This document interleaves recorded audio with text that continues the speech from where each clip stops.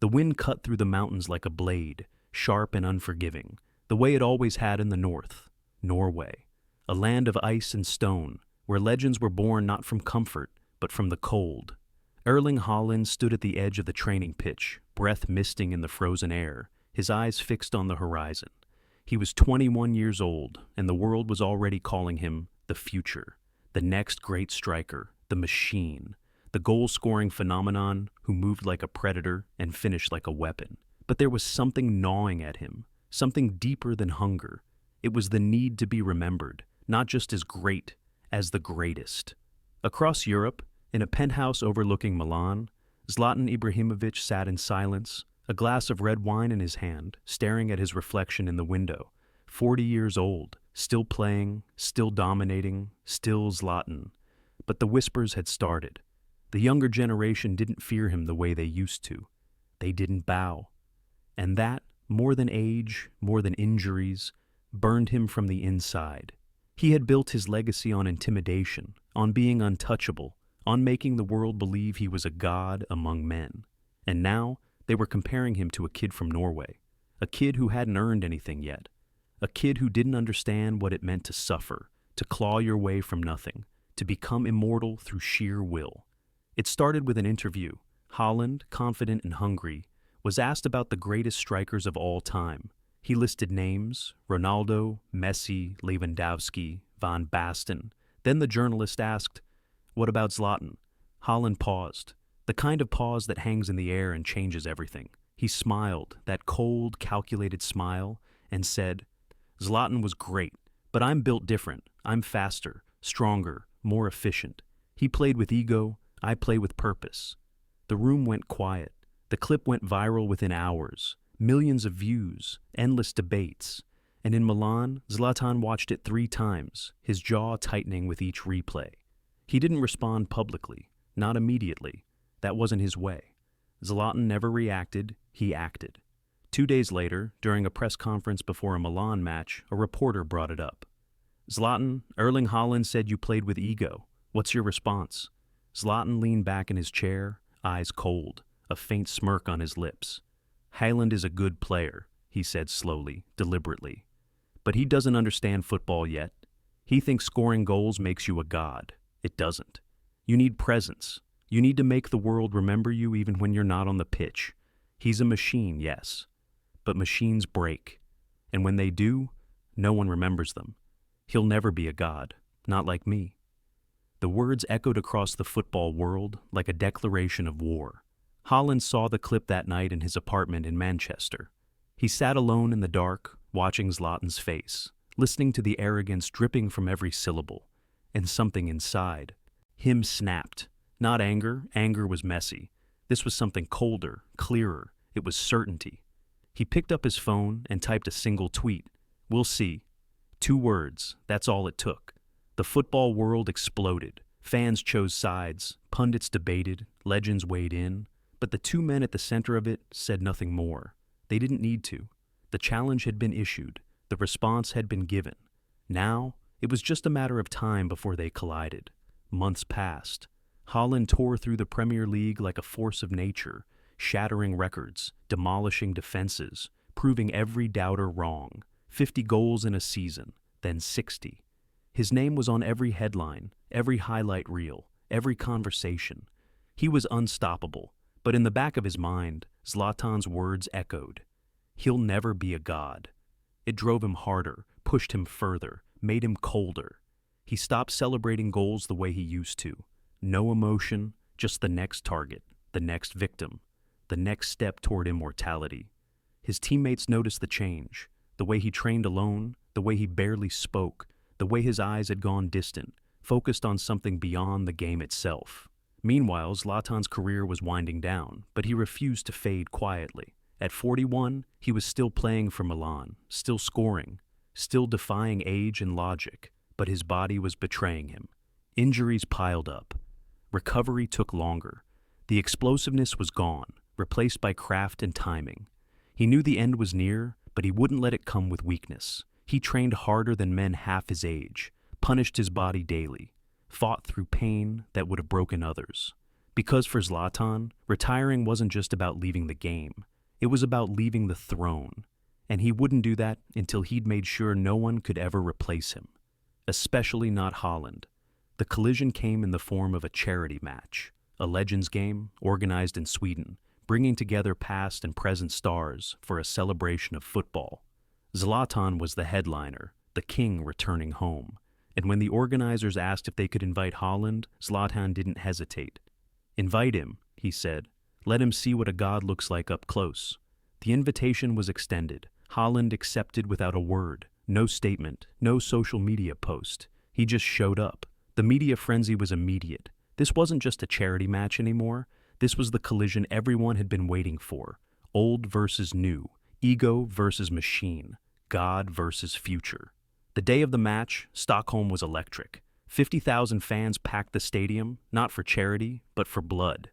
They wanted to see if the myth was real, if Zlatan could still dominate, if Haaland could prove he was the future. The two men arrived separately, avoided each other during warm-ups, didn't exchange a single glance. The tension was suffocating. Even the legends around them felt it. This wasn't about the game. This was personal. When the whistle blew, the match started slow, cautious, everyone feeling each other out. But 20 minutes in, everything changed. A long ball was played over the top.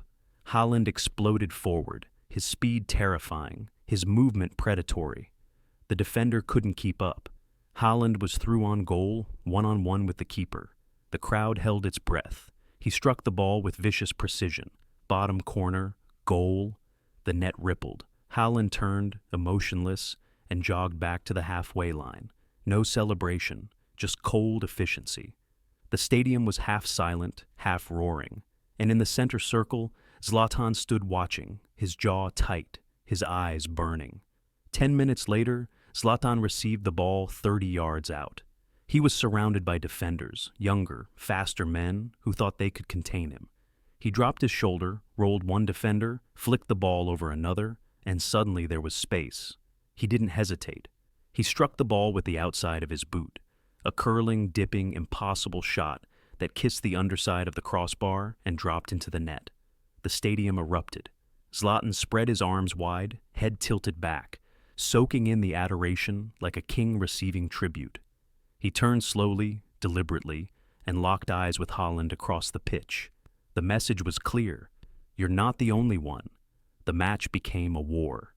Every time Haaland touched the ball, the crowd tensed. Every time Zlatan moved, they held their breath. It wasn't about the scoreline anymore.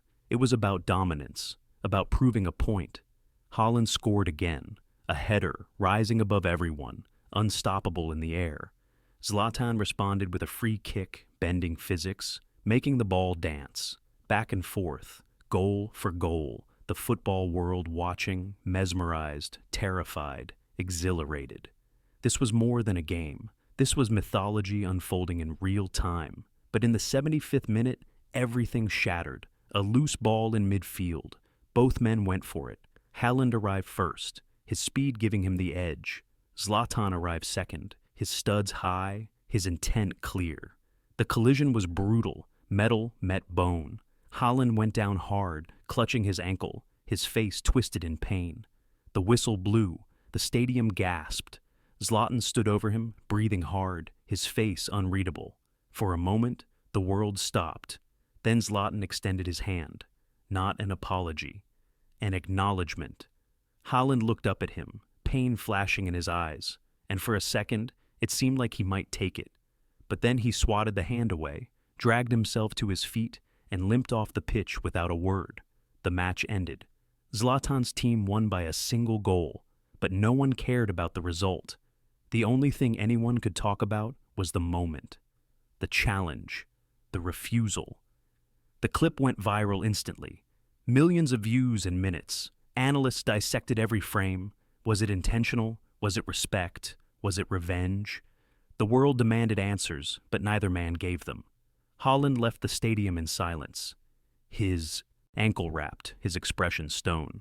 Zlatan stayed for the post-match ceremony, lifted the trophy, smiled for the cameras, but his eyes were somewhere else, on something unfinished. Weeks passed. Haaland's injury wasn't serious, but it kept him out for 3 matches. 3 matches where his team struggled without him. 3 matches where the media questioned if he was as invincible as everyone thought. And in those 3 weeks, Zlatan announced his retirement, not with tears or fanfare, but with a simple statement. I came, I saw, I conquered, now I leave as a god. The rest of you can fight for second place. The football world mourned, legends paid tribute, fans celebrated his legacy. But buried in the reactions was a single line from Haaland's camp, a quote from an unnamed source. He retired because he knew what was coming. Zlatan saw it, and for the first time in his life, he felt something he'd never allowed himself to feel: doubt. Not about his legacy, that was untouchable, but about the cost of building it. He had spent his entire career making enemies, burning bridges, proving he was superior. And now, at the end, he realized he'd left nothing behind but fear and awe. No protégés, no successors, no one to carry the flame. He had been so obsessed with being a god that he'd forgotten gods need believers. And when gods die, they're forgotten, unless they create new gods. And Haaland, whether Zlatan liked it or not, was the closest thing to a successor he'd ever have. 6 months later, Zlatan reached out. Not publicly, not through agents. He called Haaland directly.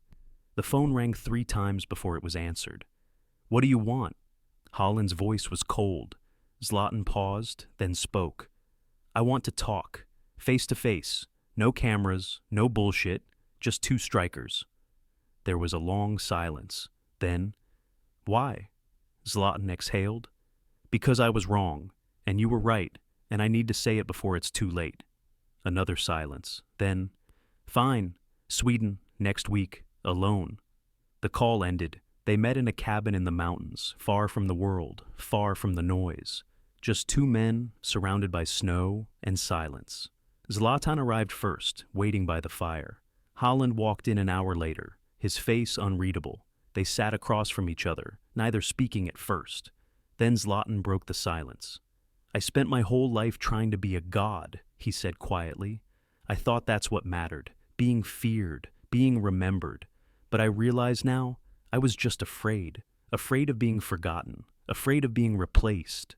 And when you came along, young, hungry, better than I ever was at your age, I saw my own death. So I tried to destroy you, not physically, but mentally. I wanted to break you before you could surpass me. Haaland listened, his eyes never leaving Zlatan's face. And now? He asked. Zlatan looked into the fire. Now I see it doesn't matter. You're going to surpass me. Maybe you already have, and that's not a bad thing. That's how it's supposed to be. The old makes way for the new. But I don't want you to make the same mistakes I did. Don't build your legacy on fear. Build it on respect. Don't burn bridges. Build them. Because when you're old, when your body fails, when the world moves on, you'll realize that goals and trophies don't keep you warm. People do. Haaland stared at him for a long moment, then leaned forward. You called me a machine. You said I'd never be a god. Do you still believe that? Zlatan met his eyes. No, I think you're more than a machine, and I think you'll be more than a god. You'll be something I never was. Human. The words hung in the air, heavy with meaning. Haaland nodded slowly. I swore I'd prove you wrong, and I did, but it didn't feel the way I thought it would. It didn't make me happy. It just made me empty. Zlatan smiled, sad and knowing. That's because you were chasing the wrong thing. You were chasing me, chasing my approval, chasing my throne. But you don't need it. You never did. You're already better than I was. You just needed to believe it. Haaland's jaw tightened. Then why did you try to destroy me? Zlatan's smile faded. Because I didn't know how to let go. I didn't know how to pass the torch without feeling like I was dying. But I know now. And I'm sorry. The apology settled between them like snow. Soft, unexpected, final. Haaland leaned back, exhaling slowly. What happens now? He asked. Zlatan shrugged. Now? You go back and you become everything you were meant to be, and I disappear. Not because I have to, but because I want to. Because my story is over, and yours is just beginning. Haaland shook his head. Your story isn't over. It's just changing. Zlatan looked at him, curious. What do you mean? Haaland stood, walked to the window, stared out at the endless white. You said gods need believers. You're right. But legends need teachers. And I need someone who understands what it's like to carry this weight. Someone who won't lie to me. Someone who'll tell me when I'm wrong. Someone who's already lived the life I'm trying to live. He turned back to Zlatan. I don't want you to disappear. I want you to stay, not as my rival, as my mentor. Zlatan stared at him, stunned. For the first time in his life, Zlatan Ibrahimović didn't have a response. The great showman, the man who always had the last word, sat in silence, overwhelmed. Then, slowly, he stood, walked over to Haaland, and extended his hand. Not as a challenge, not as a god to a mortal, but as one warrior to another. Haaland took it, firm, respectful, equal. And in that moment, something shifted. The war was over. The rivalry was done. What remained was something rarer, something harder to build. Mutual respect. The months that followed changed both of them. Zlatan became Haaland's mentor, not in tactics or technique, but in mindset. He taught him how to handle pressure, how to deal with fame, how to protect his mind from the weight of expectation. And Haaland, in turn, reminded Zlatan what it felt like to be hungry, to chase greatness not for ego, but for love of the game. They trained together in private, away from cameras, away from the world. And slowly, the machine became more human, and the god became more humble. But the world doesn't forgive easily. When news leaked that Zlatan was mentoring Haaland, the backlash was immediate. Fans accused Zlatan of betraying his legacy. Pundits called it desperation. Rivals mocked him for bowing to the future. And Zlatan, for the first time, didn't care. He had spent his life caring what the world thought. Now, he only cared about one thing: leaving something real behind, not just goals, not just trophies, but wisdom, legacy, a successor who would do it better. Haaland's game evolved. He became more complete, more intelligent, more dangerous. He still scored goals with ruthless efficiency, but now he played with creativity, with flair, with an understanding of the game that only comes from learning from the best. And every time he scored, every time he lifted a trophy, every time he broke another record, he thought of Zlatan, not as the rival who tried to destroy him, but as the mentor who saved him from becoming a machine, from becoming empty. Years passed. Haaland became the best striker in the world, undisputed, untouchable. He shattered every record Zlatan had set, then kept going, but he never forgot. And when he won his first Ballon d'Or, standing on stage in front of the world, holding the golden ball, he didn't thank his teammates first. He didn't thank his coaches. He looked into the camera and said, "This is for Zlatan, the man who told me I'd never be a god, the man who taught me I didn't need to be." In a quiet house in Sweden, Zlatan watched on television, alone. He didn't cry. Zlatan Ibrahimović didn't cry, but his eyes shone, and he smiled. Not the arrogant smirk of a god, but the proud, quiet smile of a teacher watching his student surpass him. He picked up his phone and sent a single text. "You were always a god. You just needed to stop trying to prove it." Haaland read it in the back of a car, surrounded by chaos and celebration. He didn't respond. He just saved the message and smiled. But fate is cruel to legends. 2 years later, Zlatan was diagnosed with a degenerative condition. His body, punished by decades of playing through pain, of defying age, was finally breaking down. He didn't tell anyone at first, not his family, not his friends, not Haaland. He just accepted it quietly, the way he'd accepted everything else in his life, with defiance. But as the months passed, as the pain worsened, as his body betrayed him piece by piece, he realized he couldn't hide it anymore. He called Haaland. "I need to see you. It's important." They met in the same cabin where they had made peace years before, but this time, Zlatan looked different, older, thinner, weaker. Haaland saw it immediately, the way the light had dimmed in his eyes. "What's wrong?" he asked. Zlatan sat down slowly, wincing. "I'm dying," he said simply. No drama, no theatrics, just the truth. Haaland froze. "What?" Zlatan nodded. "My body's giving up. Doctors say I have maybe 2 years, maybe less. Doesn't matter. I'm not afraid of death. I've lived more than most people could in 10 lifetimes. But I needed to tell you, because you're the only one who'll understand." Haaland sat down across from him, his mind racing. There has to be something. Treatment, surgery, something. Zlatan shook his head. I'm not interested in prolonging the inevitable. I've had my time. Now it's yours. But I want to ask you something. A favor. Haaland leaned forward. Anything? Zlatan looked him in the eyes. When I'm gone, I don't want people to remember me as the arrogant god who couldn't let go. I want them to remember me as the man who built the next great one. I want my legacy to be you. Will you give me that? Haaland's throat tightened. You already have that. You don't need to ask. Zlatan smiled faintly. Good. Then promise me something else. Promise me you won't stop. Don't retire early. Don't fade away. Break every record. Win everything. Become so great that when people talk about strikers, they forget about me. Because that's what I want. I don't want to be remembered as the greatest. I want to be remembered as the man who made the greatest. Tears welled in Haaland's eyes, and he didn't fight them. You destroyed me once, he said quietly. Then you saved me, and now you're asking me to forget you. I can't do that. I won't. Zlatan reached across the table and gripped Haaland's hand. You won't forget me. You'll surpass me. That's how you honor me, not by remembering, by becoming. Now go and make me proud. 18 months later, Zlatan Ibrahimović passed away quietly in his sleep. The world mourned. Football stopped. Legends paid tribute. Stadiums held moments of silence. And in Manchester, Erling Haaland locked himself in his house for 3 days and didn't speak to anyone.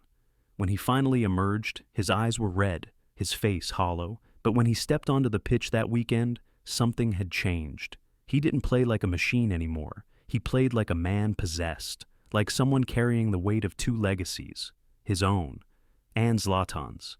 He scored a hat trick that day, and after the 3rd goal, he didn't celebrate.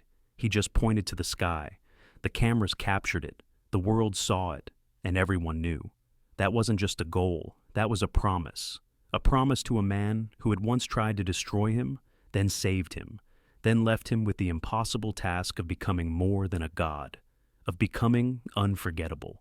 Years later, when Haaland finally retired, he was asked in his final interview who had influenced him most. He paused the way he had all those years ago when asked about Zlatan, and this time there was no hesitation, no calculation, just truth.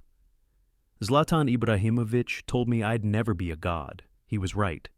I became something better. I became his legacy, and that's more than any trophy could ever give me. The world remembered them both, not as rivals, not as enemies, but as 2 warriors who fought, destroyed each other, and in the ashes of their war, built something greater than either could have achieved alone. Because sometimes the only way to become a legend is to be broken by one first, and sometimes the only way to leave a legacy is to pass the torch, even when it burns your hand to let it go.